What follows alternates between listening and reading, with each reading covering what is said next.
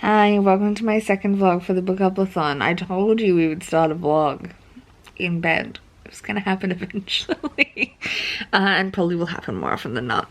Hi, welcome. It is Friday morning. I'm just about to get up and make breakfast. But I thought I'd check in with you first. Last night I started F. Kindred and Stardust by Archcalia. I'm like, not quite halfway through, I think. It's pretty short. I'm hopeful to finish it this morning, like while eating breakfast, because it's not long at all.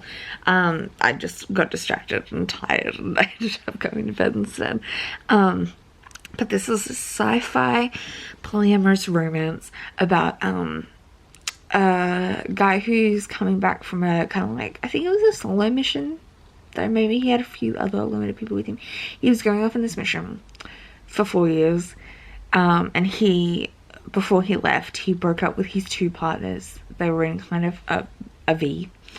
And the two partners were both kind of asking him to go steady with them. And he was like, don't know what to do about that because I like both of you a lot. And then he had this mission, so he kind of just dumped them and ran. Even though he still loves them both. And then while he's been gone, the two of them have got together and now they want him back as like a closed triad. But he isn't quite getting the memo, and it's kind of like a little romancing it's not even like a second chance romance really, but kind of, as they're trying to like romance him back.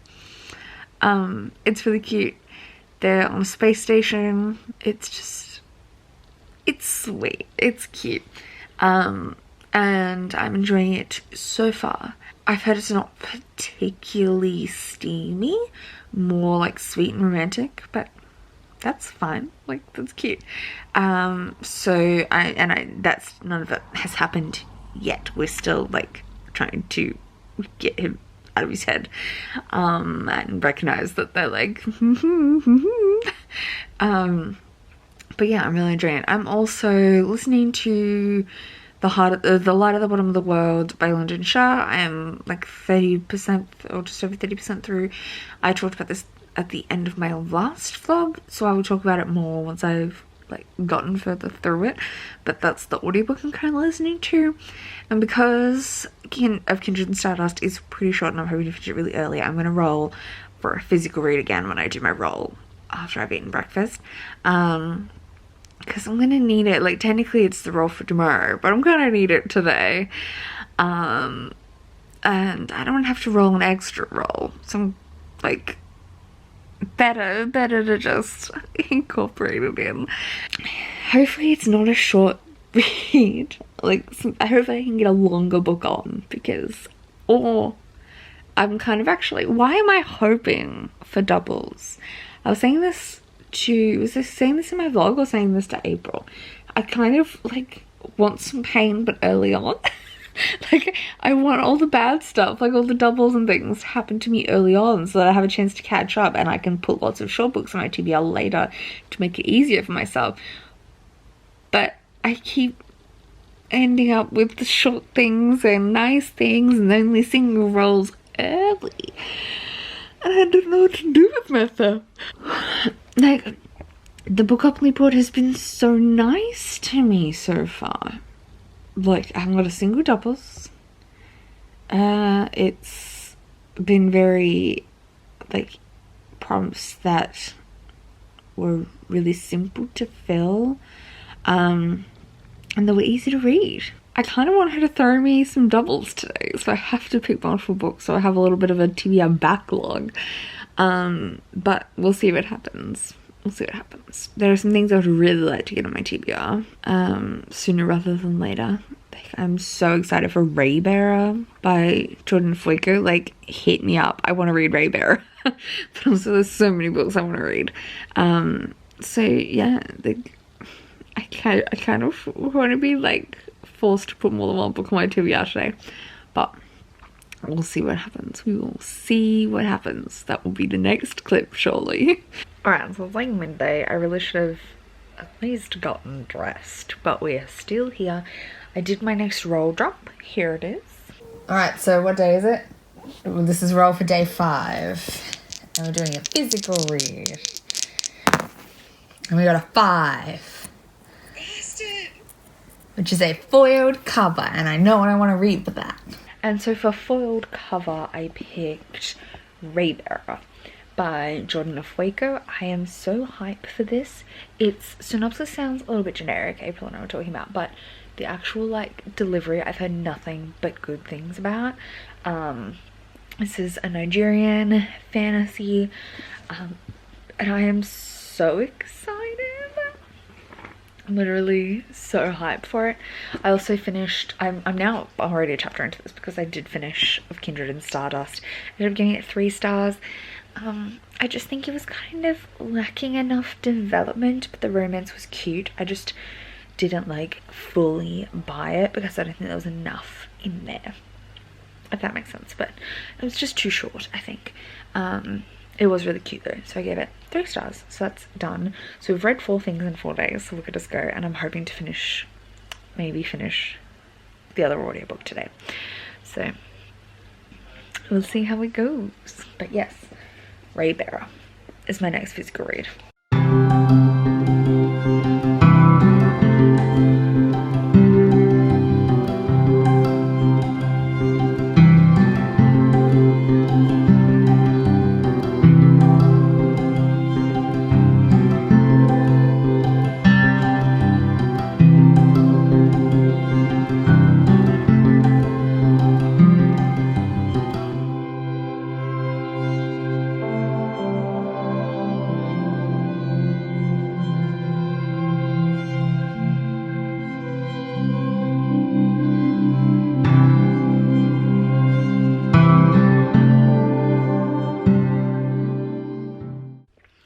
Okay, so it's Saturday morning. I'm about to go shower and then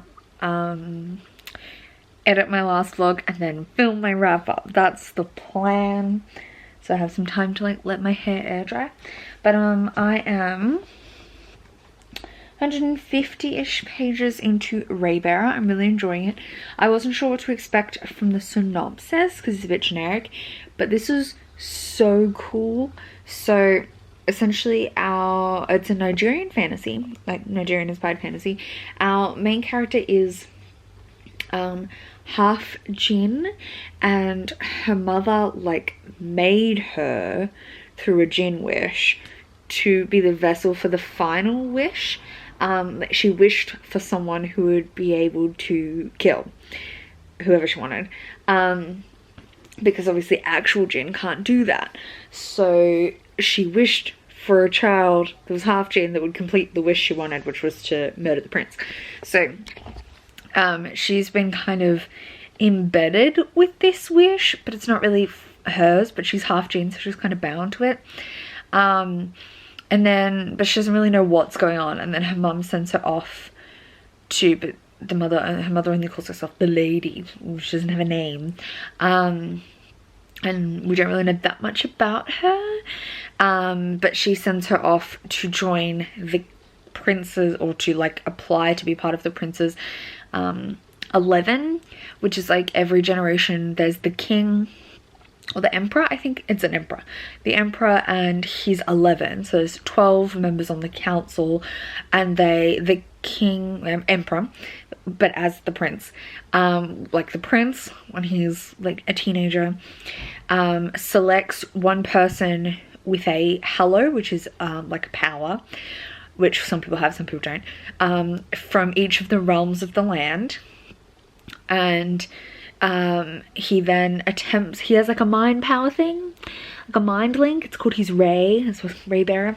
He uses his ray on each of these people he chooses, and if they love and adore him and have this strong connection to him of like loyalty, then the ray will work and they become mind connected, and then they're part of the 11. So the 11 is like from each of the different realms within the kingdom, and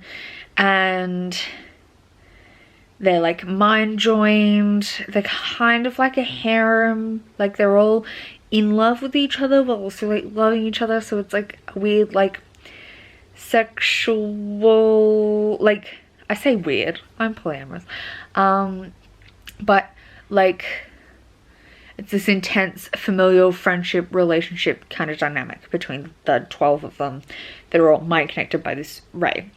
And the wish is like the wish to kill the princess, like embedded in her, as in when he makes her his person, like part of this group, then she'll kill him.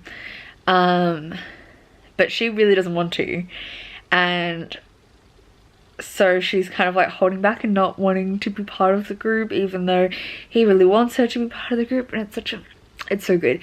So it starts when she's like 11, and then now at 150 she's like 16. Things are progressing. I don't want to talk any more about it because like spoilers, but I am really enjoying it. I am fascinated by this, like, it doesn't feel like it has quite the same 3-act structure, though it might, but I feel like it has a slightly different structure, and I'm liking it. Like, the beats and the dynamic is like, the plot dynamic is interesting. It's fascinating. I'm really enjoying it. Maybe I could finish it today. I don't know. We'll see. And then I did my roll for day 6, and we rolled, here it is. Alright, so please ignore my progressively more covered with cat hair bed. But we're doing day 6 roll today. I'm going to roll again for another physical read. I think because we're on the weekend, and I don't really read audiobooks on the weekend. I still haven't quite finished my last audiobook, but tomorrow is going to be an audiobook roll if you're looking forward to it, and the chaos it may bring, because if we land on certain things I can't do an audiobook for. But today we're going to do another physical read. Let's see if she's nice again. I kind of want her to be evil today. Nope, we have a 9. Or at least we've not got doubles. 1, 2, 3, 4, 5, 6, 7, 8, 9. Community shelf. This is our first card, and I will just be disposing the cards once I've pulled them. So they're never going to come up again because I've got 20 in each stack. So like, it's going to be fine. What's this top one? A 2019 release. All right. How about I bring you along with me while I pick one? So these are my 2019 releases shelves. We have across here and then here. I do really want to get this on the TBR somewhere, collateral damage, because it would really work for a not safe for workathon prompt, but it's also quite short. So I think I could finish Rainbearer and that this weekend, and then I would have to roll again. But do we do that and risk rolling again? Or do we pick something a little chunkier? I'm also really excited for Gracie. I want to read Daughters of Nri. I really want to read Candle and the Flame, Kingdom of Souls, some of my high priority ones. Jade War is something that I am scared to go into, but I feel like I need the push to do it, so maybe that would be a good pick. And we rolled Community Community Shelf, which was a 2019 release, and I ended up settling on Collateral Damage by Taylor Simmons. This might shoot me in the foot because this is not very long. It's only 300 pages, and pretty short chapters, so I could go through it pretty fast. And I had decided, which I'm not going to change my mind on, because we set it in stone, and this is kind of why, that tomorrow would be an audiobook roll, prepping for next week's audiobook. So I had already decided tomorrow would be an audiobook roll, but if I finish this before Monday morning, I'm gonna have to roll again. So we'll see how that goes. So yeah, I may have screwed myself over with that one. Like, I might finish it too early and have to roll again, but I didn't roll doubles. So hey. And this one is also completing the prompt for Clit for Not Safe for Workathon, which is a hard to find book. This, I was really excited after seeing Rocky from Blonde of the Book talk about this. I wanted to get it, but it was only available on the US Amazon with shipping. So I did that. I couldn't get it through any of my normal avenues of buying books, which is why I'm counting it as a hard to find book. This one is going for, let me remember, it's going for G spot, a mood reading book you think will hit the spot. I think this is going to be a 5-star prediction, so it's going in that spot. Light at the Bottom of the World was for Pussy. Oh, Of Kindred and Stardust, which we finished the other day, was for Lube, reading a book that's easy to glide through, which it was. That's how it's going for NSFWathon. So yeah, I'm currently listening to The Light at the Bottom of the World while I do dishes and stuff.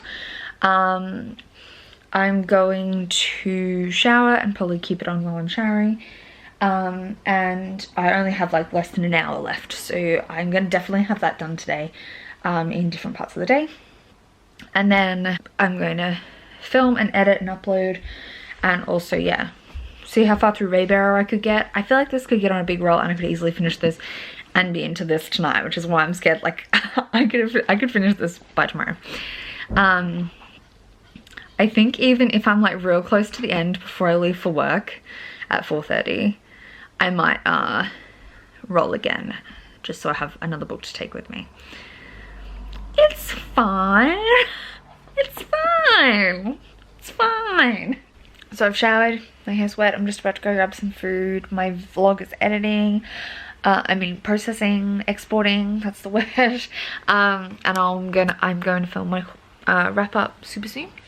But I'm gonna have some lunch first. But I wanted to stop in and let you know that I finished The Light at the Bottom of the World by London Shah.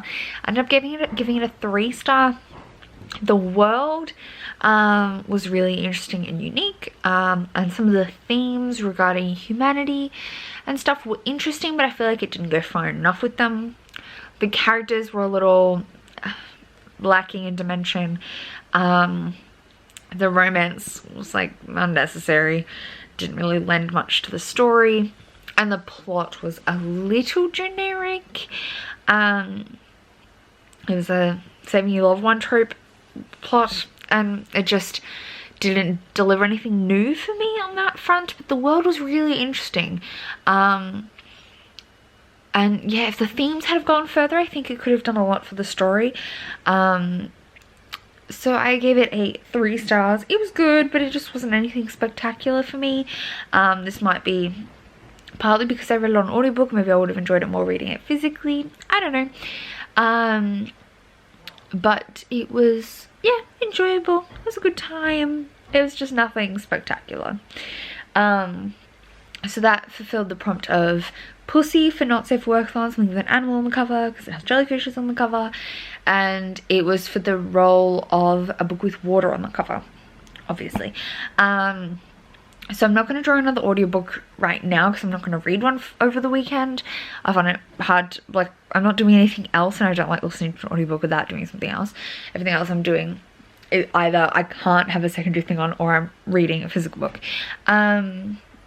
But my draw tomorrow is going to be an audiobook for the upcoming week. So tomorrow you'll see what audiobook I'm going to draw next.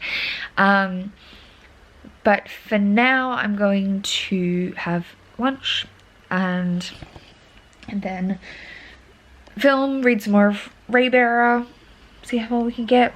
I'm really excited. I'm happy. I'm enjoying myself. It's a good time. Yeah.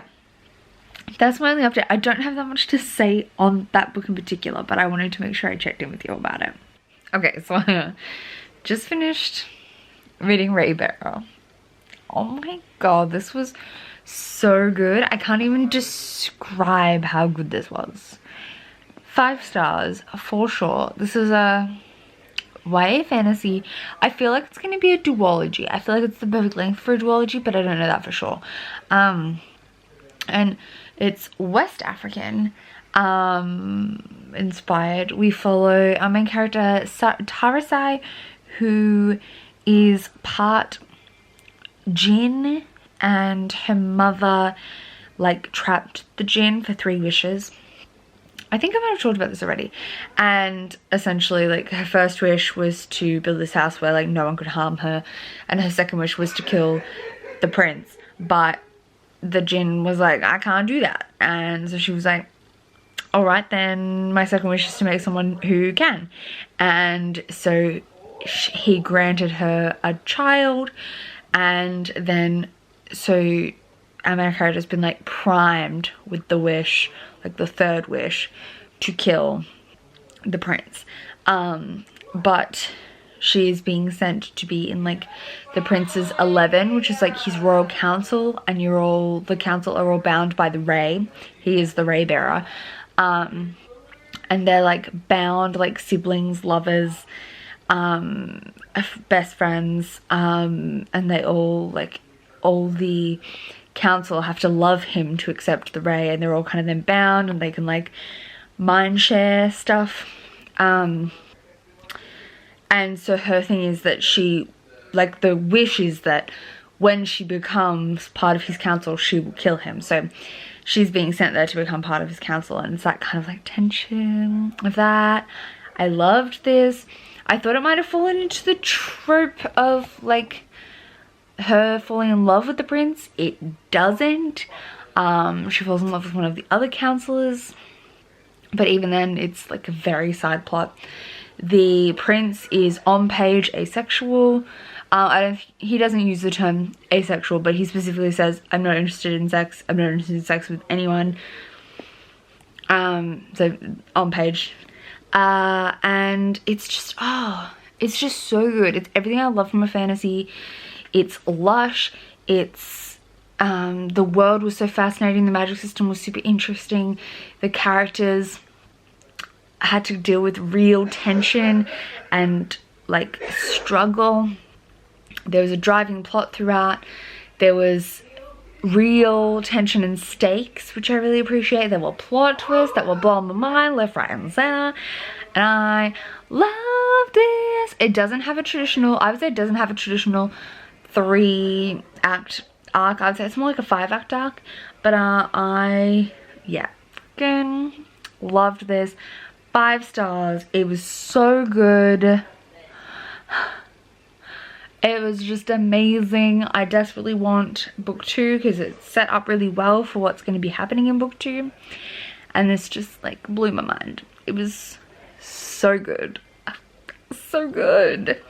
Anyway, so that's that prompt done. It's now just after 11, but I have a video that's currently processing.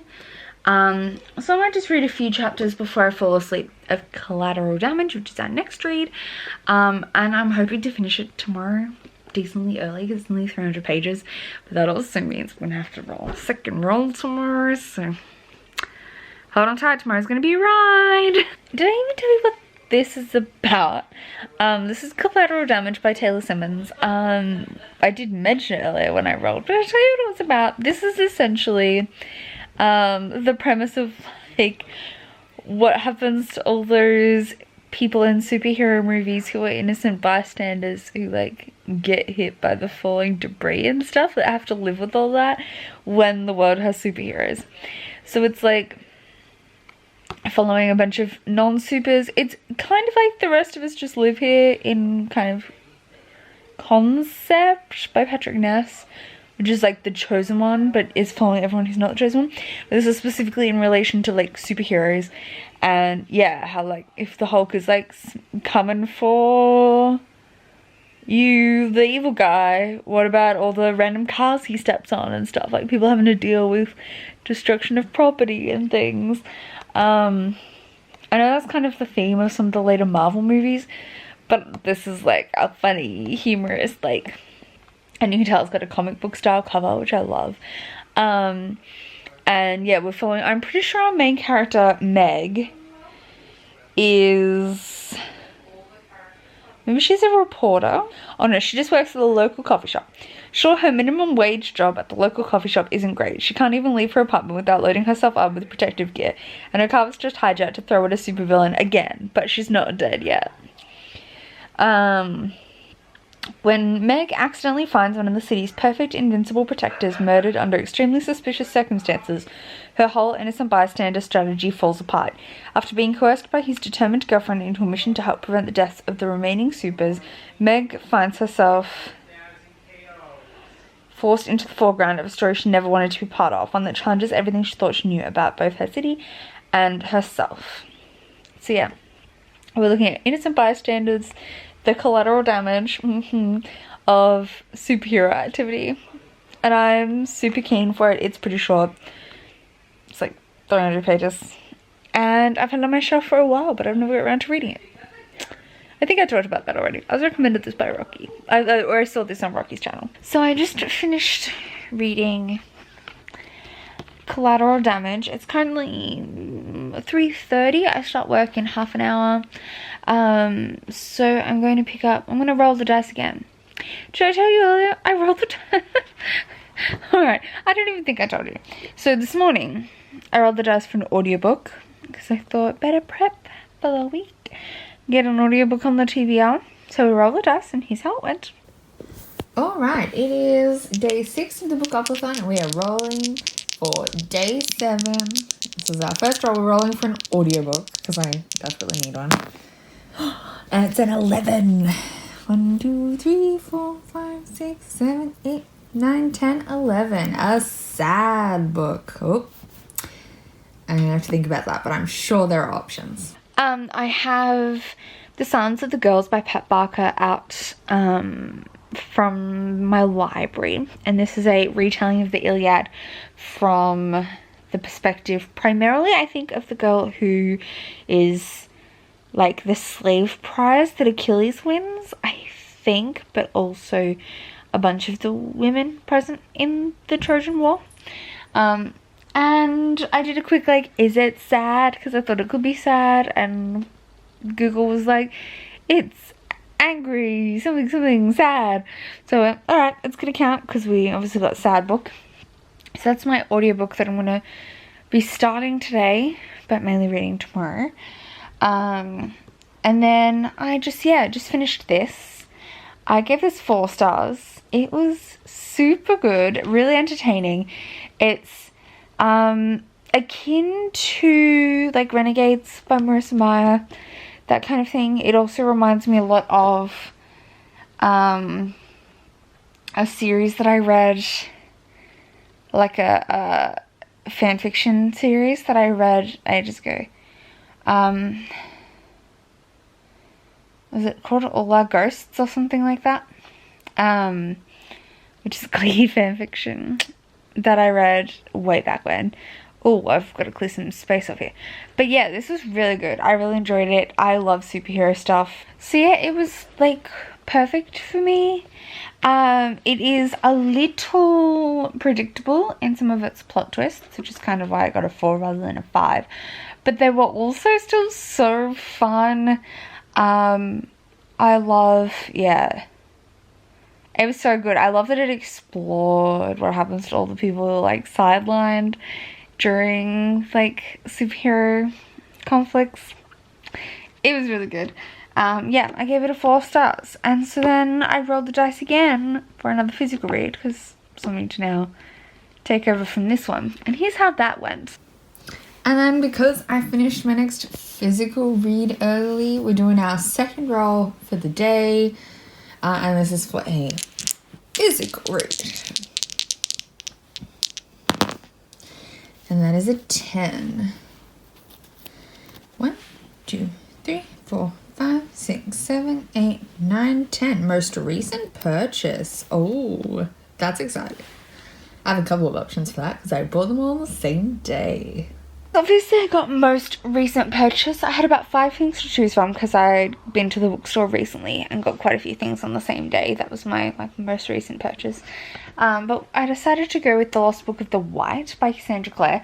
I'm not sure how hyped for this I am really, but I feel like I need to read it sooner rather than later. Otherwise, I'm gonna like never pick it up. This is The Secrets of Red Scrolls of Magic. I should say, and by Wesley Chu, because I feel like Wesley Chu's doing most of the work here. Let's be real.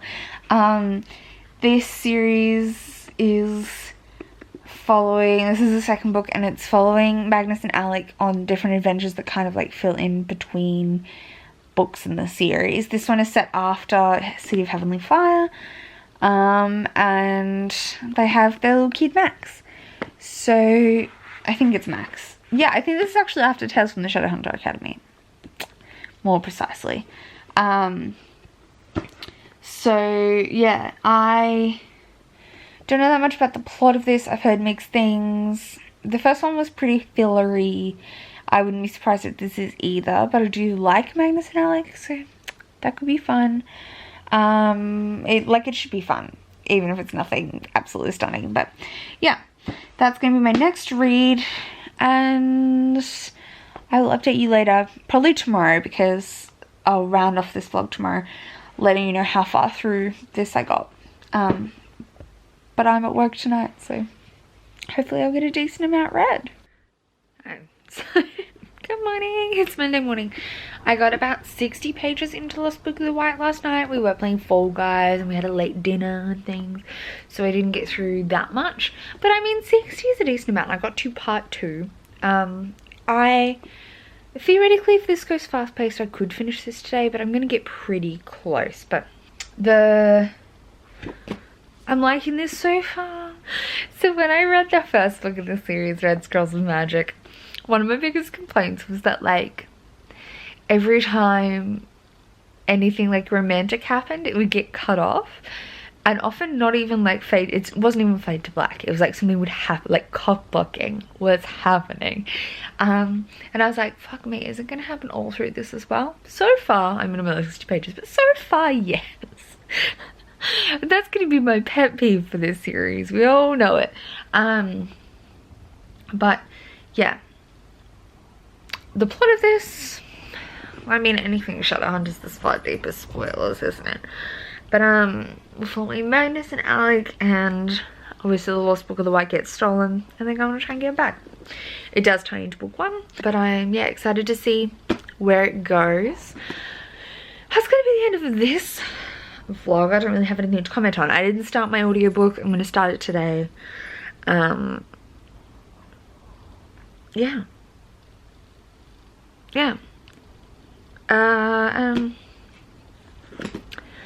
That's it, I guess. I don't know how to wrap up this vlog. I'm gonna start the next one. But hope you're having a good time. I'll see you next time with another vlog. Should be coming soon. And I'll be seeing you. Bye.